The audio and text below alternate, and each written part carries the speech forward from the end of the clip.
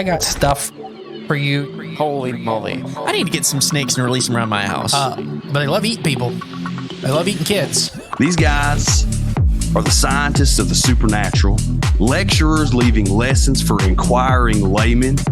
They are applying the scientific method to a world that baffles science. They are the cryptids of the corn. Every day that you open your mouth, I know, right? I'm more convinced that you're abducted by aliens. No. And it just stood up. I mean, it just like kept going and going. And she goes, what the? These are idiots. I was laughing reading this because I already knew how you would feel. Idiot. What part of the story fits your balloon? Well, This isn't a UFO. But who else has big black wings and red eyes?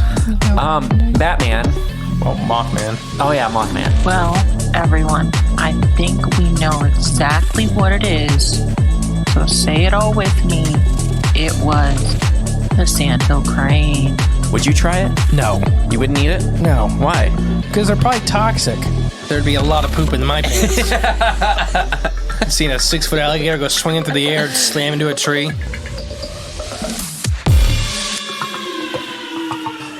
Welcome back to Cryptids of the Corn Podcast. I am the great and powerful mystery. And I'm J-Clone61. Ooh. And today we're going to talk about the Tsuchinoko. Is that how you say it? Tsuchinoko? I said Tsuchinoko. Tsuchinoko? I don't know what's right. One of those two. Tsuchinoko. Yeah, The Tsuchinoko. dirt child, or the child of the hammer. What? That's That's what it translates to? Yeah. Really? So if anybody didn't know what the Tsuchinoko is, it's a very popular, and it's considered a yokai in Japan. Yeah, it's a Japanese Monster. cryptid. I mean, it's a Cryptid cryptid, monster. yeah. It's yokai who's kind of walk the line. I mean, this is Cryptids of the Corn, so I guess we are discussing cryptids. Yeah, yokai is just, it can be anything from demons to your umbrella that lived for 110 years and gained a soul Mm-hmm. to a snake that's been hit with a hammer. I got hit with a hammer? That's kind of what the name translates to, because its body's super flat. So if anybody didn't know, this is a snake from Japan. We'll get into it fully. There's not a ton of it in English I could find, so if you have more, please set it out. But I think I know what the Tsuchinoko is. Okay. I can tell you where I first learned of this creature. Because I Where? actually know of this. I know of this one before we even did the show. Mm-hmm. Yep. It, Oh, where? you want me to tell you now? Yeah. Oh, it was from, I learned about it from the game Metal Gear Solid, particularly Metal Gear Solid 3. You can capture a Tsuchinoko. And but you have to, it has like weird qualities to it too. So like it doesn't act like any of the other animals in the game. Like it doesn't show up on thermal, like your thermal goggles, you don't see it. That's a reptile. Well, I mean, like, yeah, true. But like even the other stuff, like lizard and stuff, it'll show up like just a little bit. But this one doesn't. But the only you can capture it, and if you capture it and you keep it alive in your inventory the whole game and beat the game, you get like a face paint at the end, like a little bonus face paint. Of the Tsuchinoko? Yeah, the Tsuchinoko. It's kind of cool though, so you can capture it and you can look at it in your inventory and like see like the size and the weight, and it gives a little description of it. So that's where I first learned about it. I'm like, what the heck is this thing? I thought it was real at first. Well, it is real. It is real. So this is one I do believe is real, Yeah. and I think I know what it is. Okay. And I looked and looked and looked, and a cousin of what I think it is gets put up there as a possibility, but a lot of people don't, and it doesn't fit quite. So the Tsuchinoko is supposedly a snake-like creature with an extremely large head, a thin neck, and then a large flat body that ends in a little stumpy tail. Mm. But we'll talk about that. Yeah, and the name Tsuchinoko roughly translates to English as dirt child or the child of the hammer. Yeah. It's snake-like cryptid from the mountainous regions of western Japan. It has been reported in all regions of Okinawa and Hokkaido, Hokkaido. Yeah. through the Honshu, Shako, Kunsei periods. Okay, so different eras, Yeah, basically. it's been reported for a long time. Yes, because that's how Japan, they kind of separate their eras by their ruler, like whoever's in power, Yeah. like at that time. They're also reported between 30 and 80 centimeters long, so not very big. That's pretty small. Like 10 to probably 25 inches, Yeah. somewhere in there. This is a short, flat, fat snake. Mm-hmm. The name is used in Western Japan, however, is known as the Baki Haida in northeastern Japan. Okay. So same kind of thing, different name. In total, though, this creature has over 50 plus names over Japan. Oh, wow. Or they'll draw the same thing, but it's different names. Although there are some consistent features in various sightings, the Tsuchinoko is widely regarded as looking very wide, like a common snake, just flattened, with its central girth being wider than its head and its tail. Large plate-like scales run down its body. Okay. Make that very, very clear. Unlike a lot of the snakes of Japan and China and Asia, this snake is reported to have extremely large plate or armor-like scales that run down the length of its body. Okay. It's reported to have fangs and venom similar to any of the common snakes of Japan. According to the website of Akari City, the municipality where the Tsuchinoko was sighted, there are two types of Tsuchinoko, Type A and Type B. Type A has a long torso, large round eyes, and a kind face. Low leaping ability, and vertically standing behavior. So it'll stand up. Like a cobra? Yeah, like a cobra. Some lizards will do that and stuff like that, whether it's to make themselves look bigger or to see what's around and stuff like that. Or cats looking out a window will do that. Type B is short, leaps extremely high, and squeals like a pig. Oh, great. That's a little bit different. The Tsuchinoko reportedly rolls often, sometimes biting their own tail and spinning around like the North American hoop snake. Now, these are very important. When I was reading this, I'm like, I know what this is. Like behaviors? I know what it looks like. It bothered me. Nobody put this out there. Well, that's what this show is for.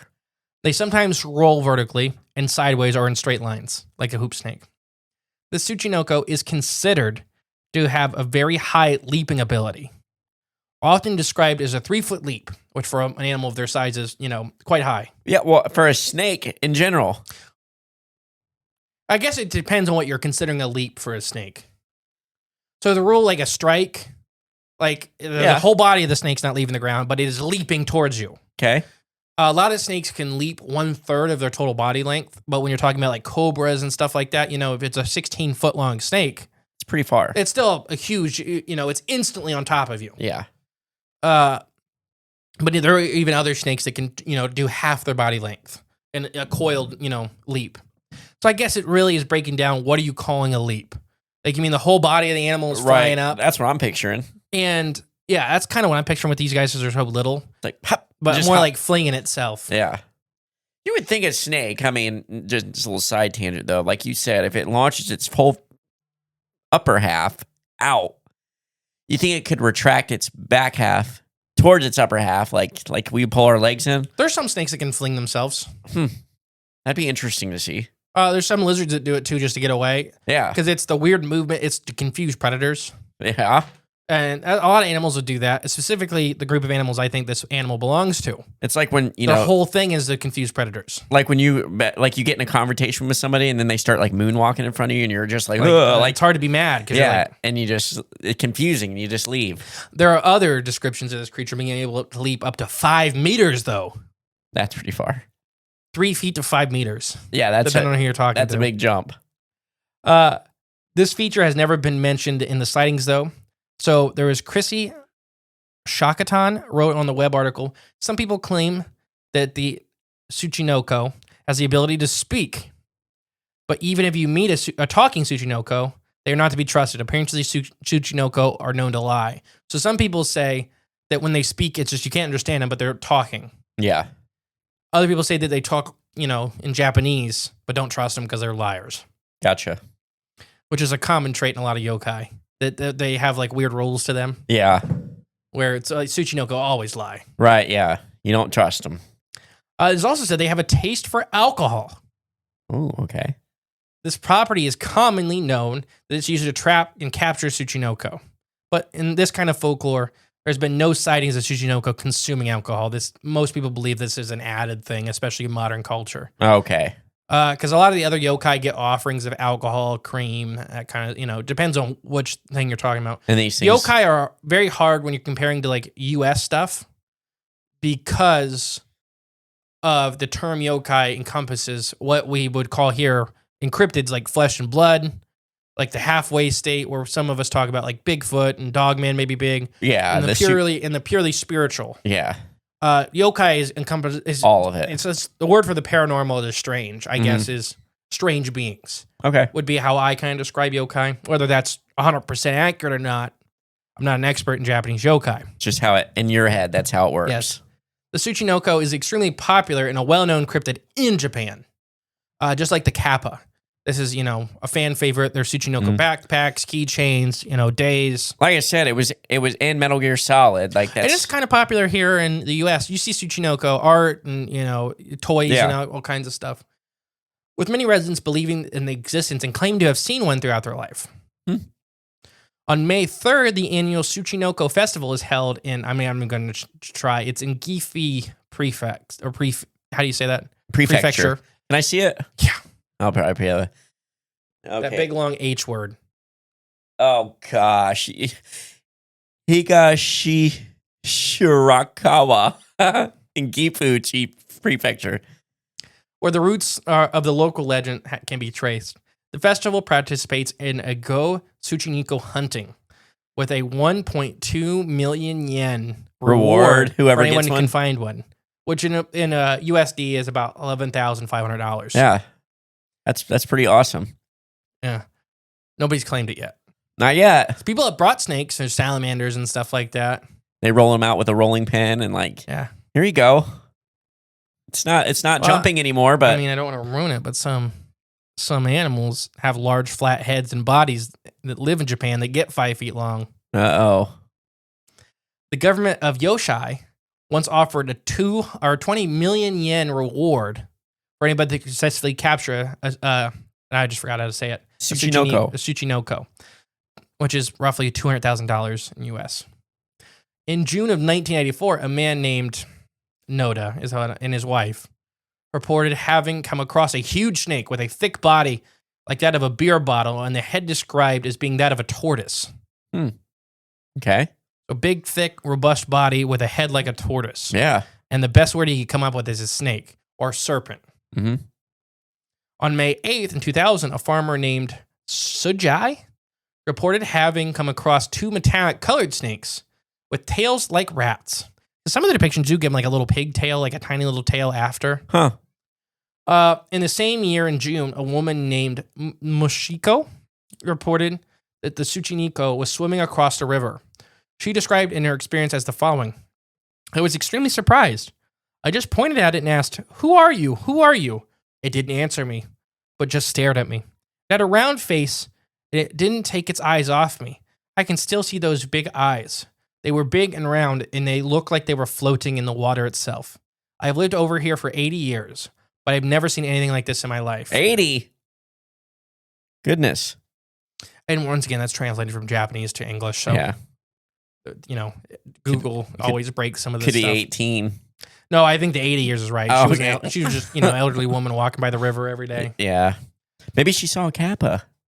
She could have. Yeah. Kappa reported having really tiny eyes, though. Oh, do they? Yeah. Okay, I can't remember. Yeah, really, really tiny. But tortoise-like head, sure, but really tiny eyes. Yeah. One notable case involves a farmer allegedly spotting a Tsuchinoko while cutting grass.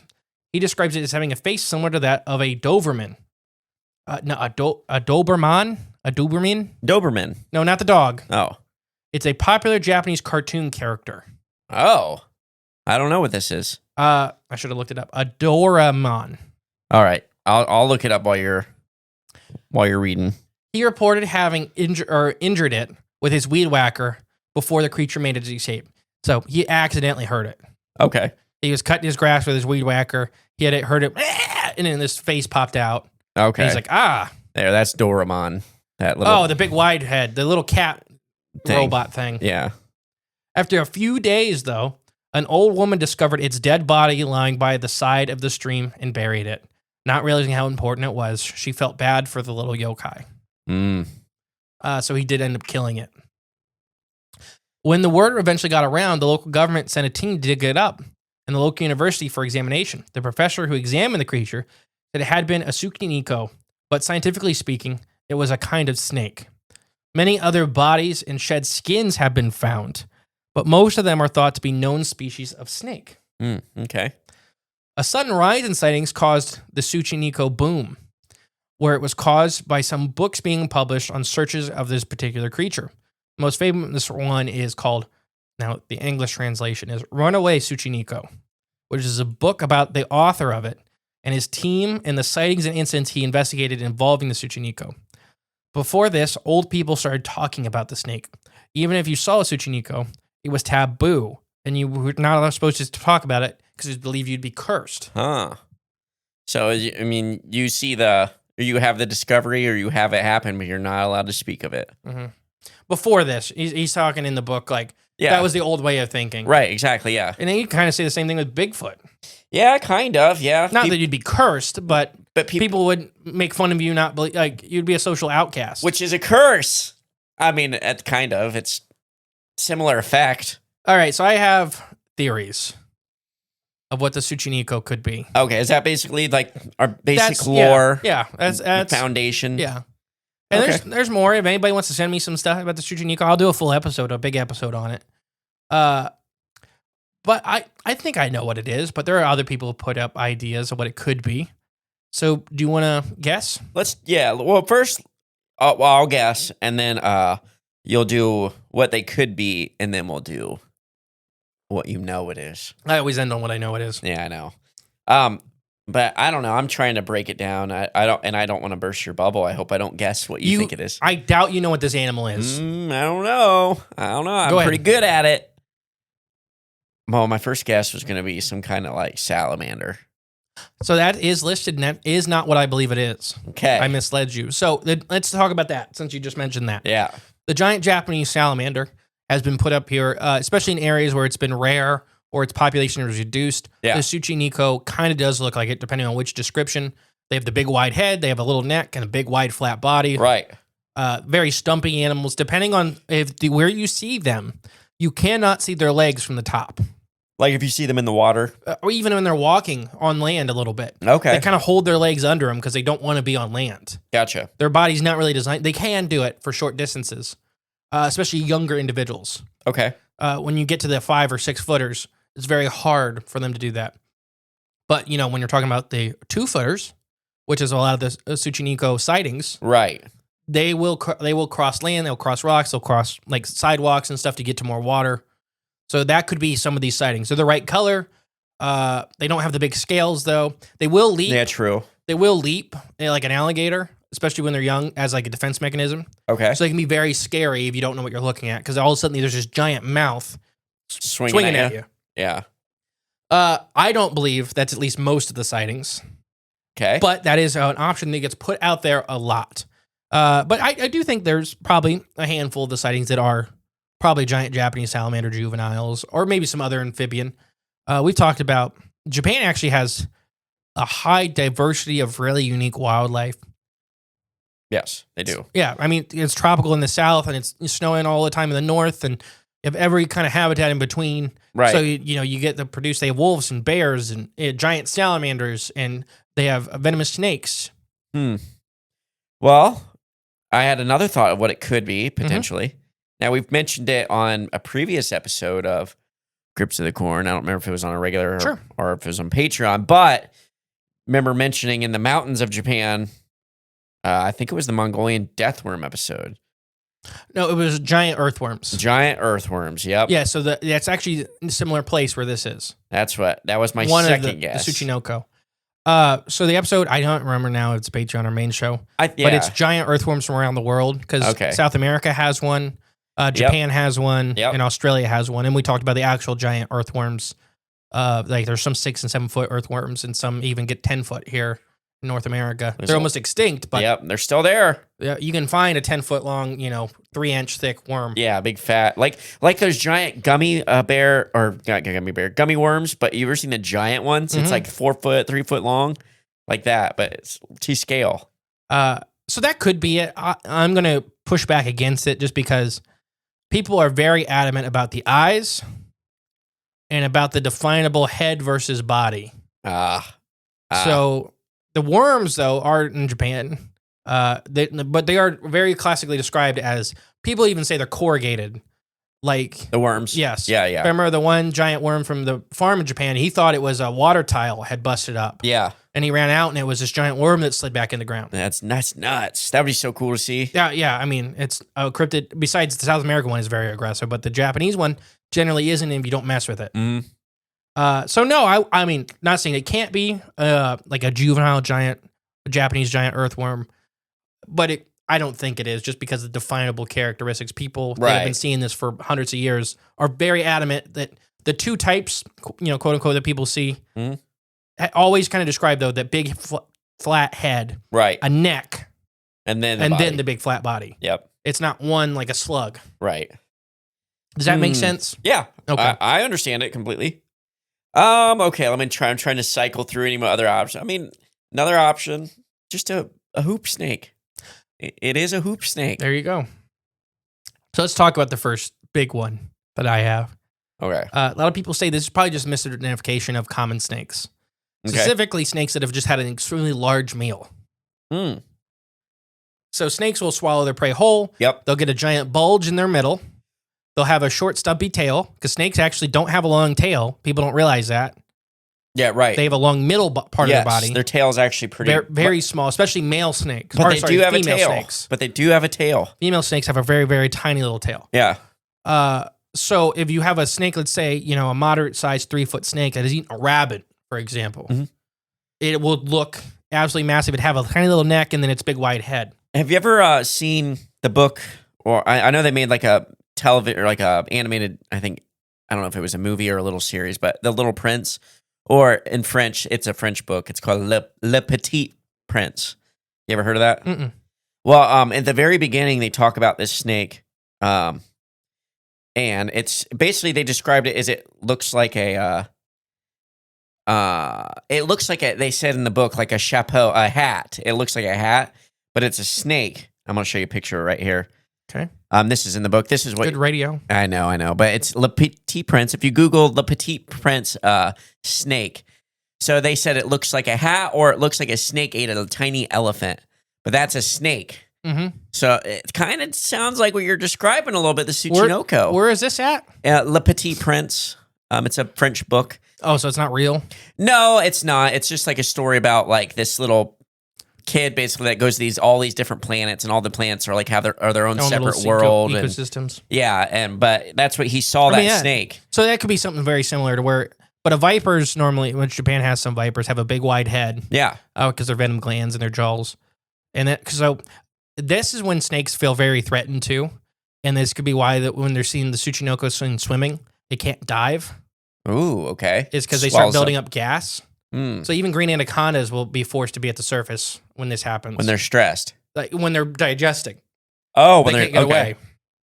So if it has a large piece of prey in it and it's building up gas, it can't dive, it's stressed. So this is where they'll turn and leap and they'll show fangs and stuff like that, because they're a lot slower. Yeah. And they just feel a lot more vulnerable. Yeah. So they lash out a lot more. Gotcha. So this is when typically docile vipers and other venomous animals, where they will run rather than fight. They can't run in this moment.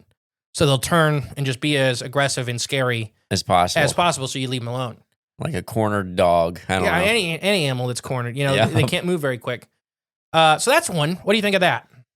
I mean, I bet you that had to play if any actual sightings, a swole snake, just a full bellied snake just laying there on the ground ready, or can't do nothing. If someone stumbled across that, I mean, who knows? I could, and the Tsuchinoko lore, it's like, heck yeah, that's a Tsuchinoko. One that gets put up there a lot is a blue-tongued skink. Wow. Okay. They are the right size, and they come in a variety of colors. There's dozens of species. There's none native to Japan, but they get right up to like in Indonesia. There's islands south of Japan that have blue-tongued skinks. They'll open their mouth, flash their big blue tongue. They have a big, wide, giant head, a little neck. Their legs are so tiny. Yeah. If they're overweight or even slightly too big, you won't be able to see their legs. Okay. They have a big, short, thick tail, and they have a big, round, rotund body. Okay. They can swim, but most of the time they stay at the surface. They have big eyes. They have this kind of big round face. People say they look like they're smiling or happy. And a lot of the Tsuchinoko talk about that they look happy. Yeah, I remember you saying that. So that's one that gets pushed a lot. But then here's the big pushback against people, why they don't think that. And I agree with them. Is it the blue tongue? That's one Yeah. giant feature is that the Tsuchinoko sightings never report. Right. When its mouth is open, generally it can be colored. I've heard everything black, white, yellow. Blue, I've never heard. Yeah.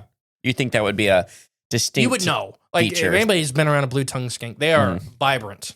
Blue? Yeah. Yeah. Like it's and that's the shock and awe feature. Mm-hmm. That's because it's such a rare color in nature. You vary. They're also in this little lizard you're trying to eat, and they're not little. They get up to 2.5 feet, 3 feet long. But let's say it's a fox or something trying to eat it, and they hop around and they swing at you, they leap at you, Yeah. and all of a sudden there's this giant blue piece of meat flashing at you. Yeah. It's a lot of new information for a predator to process.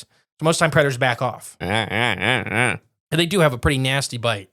They're not venomous, but if they actually That hurts. chomp down on you, they have pretty strong jaws. I've seen them pop snails and stuff eating it. Oh, wow. Okay. I don't think they'll break your hand or nothing like that, but Break your skin. it's going to suck. Yeah.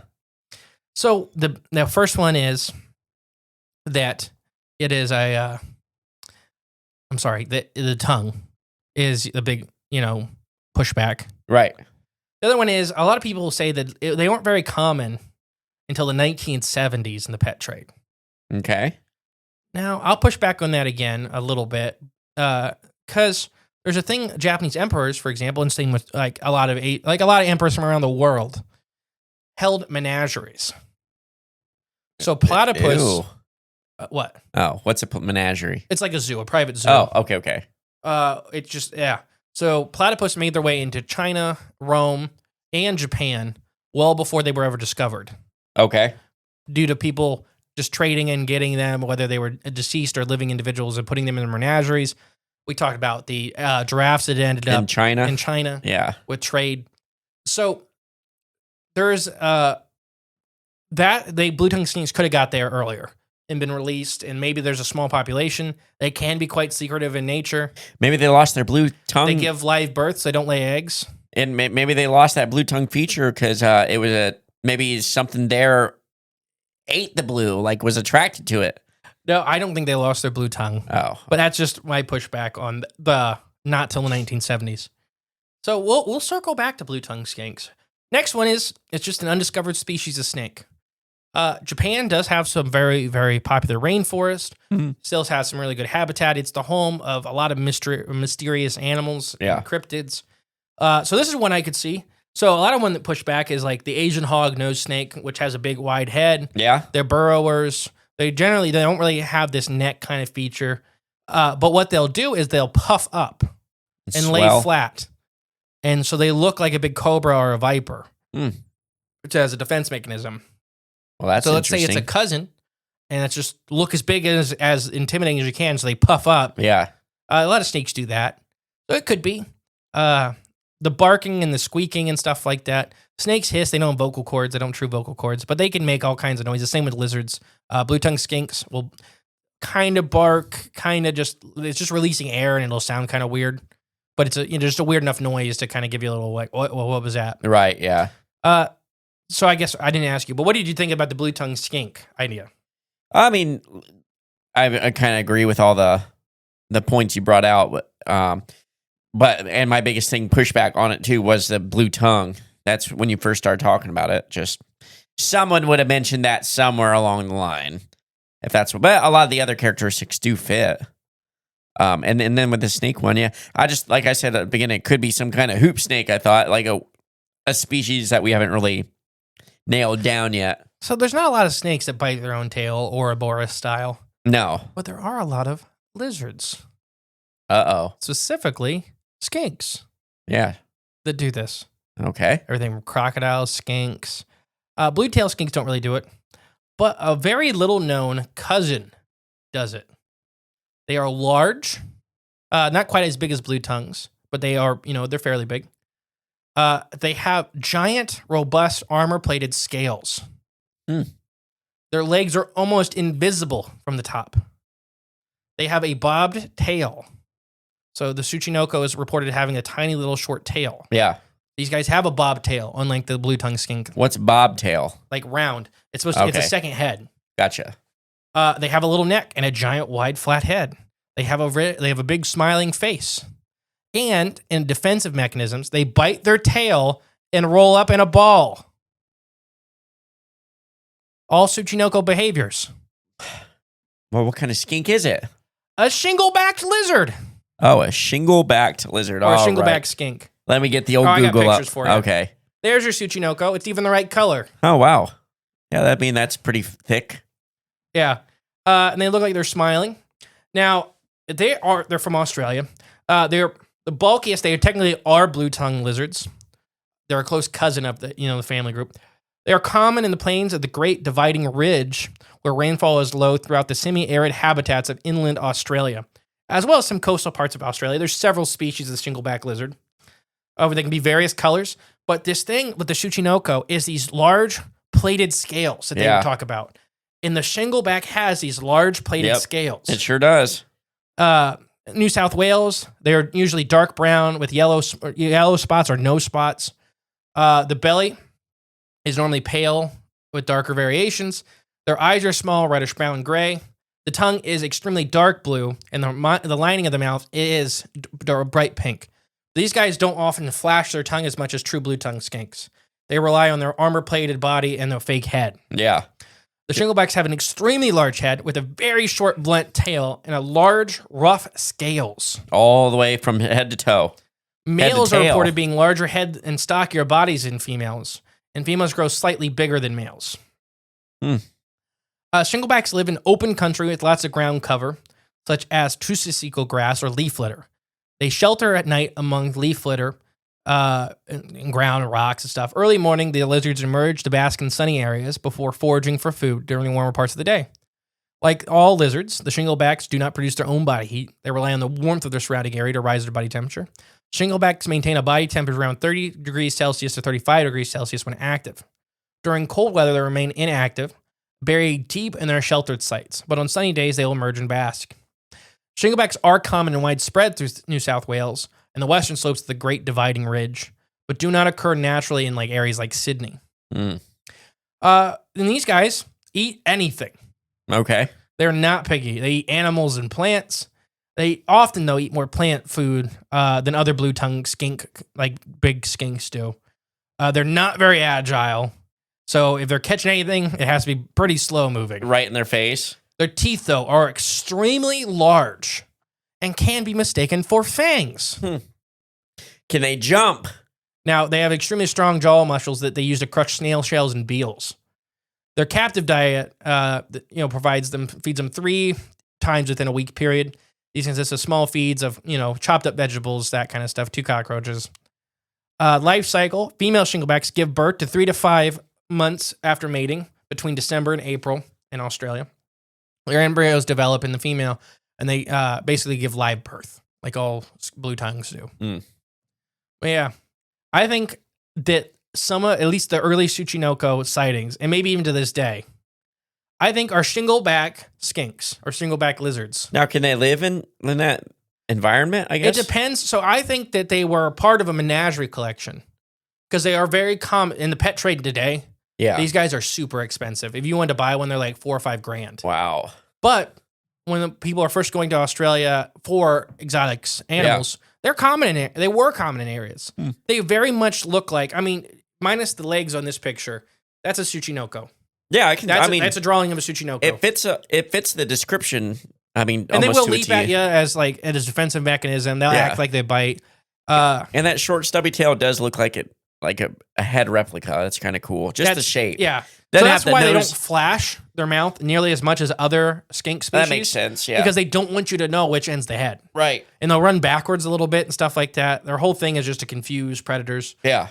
They're very secretive, especially around people. A lot of people that live in Australia, where they're common, don't see them a whole lot compared to the other blue tongue species. So, yeah, I think there could be a population, or through the years they get released, and these could be the roots of the legend. Of the legend, yeah. I don't know if there's an actual population. They'd have to be in the southern parts of the ridge. But there's other skinks that do the tail biting thing. I mentioned crocodile skinks, which are black with spines, and they bite their tail and they'll actually roll like a ball. Okay. And do this kind of behaviors. Everything about the Tsuchinoko is describing a large skink species. By its behavior and then there's a whole other thing where it could be a cryptic skink species, where it's an actual species of skink. There are species of skink in Japan that we haven't, I guess, put in the books yet. Yes, that they are low fecundity, very rare. Japan has all kinds of stuff. Like we're going to do a full episode on Japanese wolves, whether they're still there or not. Okay. Where wolves. People still aren't sure if there's wolves or not still there. Yeah, that's kind of wild. Let alone Didn't they make a game about a Japanese wolf or something? I have no idea. Okay. I feel like they did.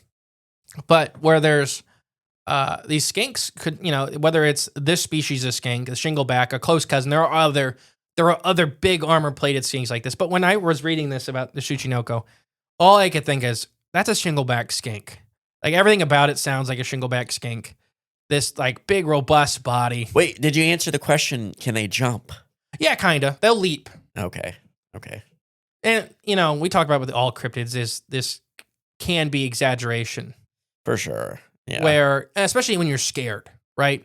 Oh, yeah. And they're flying, they're just, you don't know what this animal is.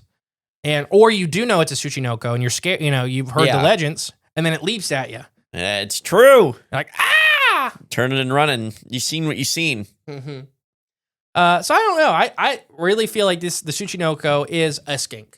Whether it's a shingleback skink or maybe originally was menageried shingleback skinks. Like the Chinese Kirin was a giraffe. They called it this horse dragon creature. Where it's just, it's a powerful animal. I think you definitely made a case for the skink, that's for sure. And Japan's history and folklore has a long-standing tradition of mixing the flesh and blood with the mythical. Yeah. Where a lot of animals like the giant Japanese salamander took on, I believe, the Kappa role. Where the Kappa was the giant Japanese salamander. Sure, at their full size, they probably could snatch a small kid. Yeah. Whether they eat them or not, they definitely probably could drown one. You get a 100-pound salamander that bites a hold of you, and it's home in the water. Right. But this big flat you're head, a little kid, and they just take on their own life after that with the mythical properties, especially reclusive animals or hidden animals, because shinglebacks are famous in the outback, at least, of being hard to spot if they're not walking. Okay. Because when they look like rocks. Yeah, they blend right in. Yeah. Or there's pine cone skinks. There's other species of skink. Your shingleback is what I'm using for this example. Yeah. Seriously, guys at home, look it up. Look at pictures of the Tsuchinoko, and there are pictures of the Tsuchinoko.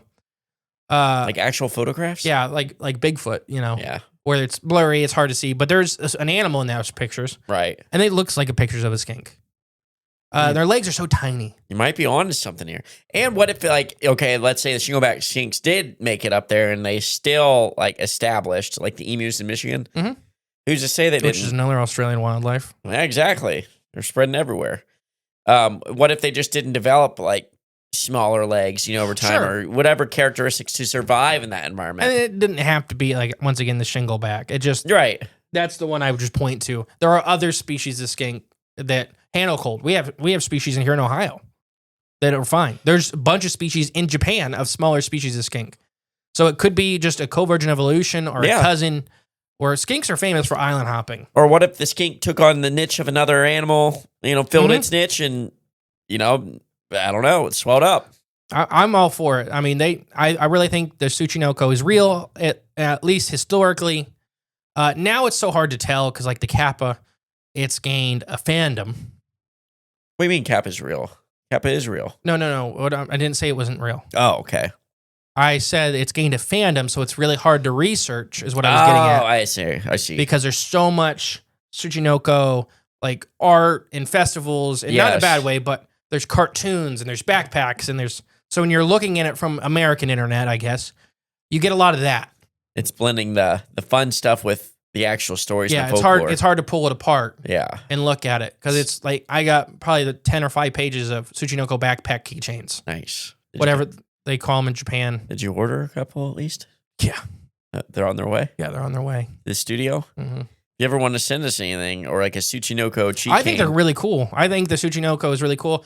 You can do it at P.O. Box 75. 8 Ohio. If you want to send us 45810. anything. Yeah, it's in the description below. We haven't mentioned that a lot. And also leave a 5-star review. We haven't mentioned that a lot either. Yeah, I guess anyone listening, if it's your first time listening, welcome to the Cryptids of the Corn podcast. Or if you've been listening for a minute, if we're fairly new to you, and you haven't left a review or a comment, it does help our show grow. It's about the best and the easiest way and the freest way you can support us. So, just leave us a 5-star review on Apple, and if we'll read it off too as well. We like reading off the reviews, and it's been a while since we've done that because we haven't had a review in a while because we really haven't mentioned it in a while. It's our fault. We've been so busy. So get on there, leave 5-star review, and then hop on over to flavorsforce.com/corn and get you some garlic dust for Christmas. I guess I'll throw this in here just for anybody. We do officially have land. Was signed as a recording this yesterday. Yes. We have a house back on the land. The homestead is happening.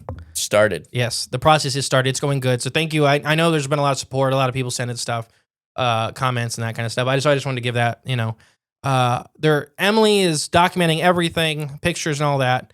She is waiting until it's a little more finalized to post the pictures. Yeah. She's just worried about people going back there before we're back there. I don't blame her. So it's nothing with even you guys but it's more locals. Just because there's a lot of money tied up into stuff. Yeah, we'll figure out. We'll post them on Discord. Oh, we have. We've been doing that. Join our Patreon, get access to our Discord, and you can see all the updates and pictures and all the comments and all that fun stuff. Good Patreon plug. Yeah. Good Patreon plug. Well, it's the only way you can get on Discord. Yeah.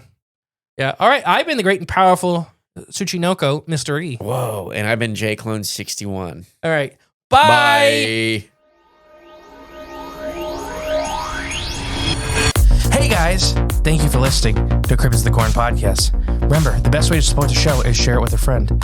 But if you are craving more of the J clones and more from Mr. E, there's always extra content on Patreon and our paid member space on cryptidsofthecorn.com. We'll catch you next time with more exciting, fun, and informative information. Bye.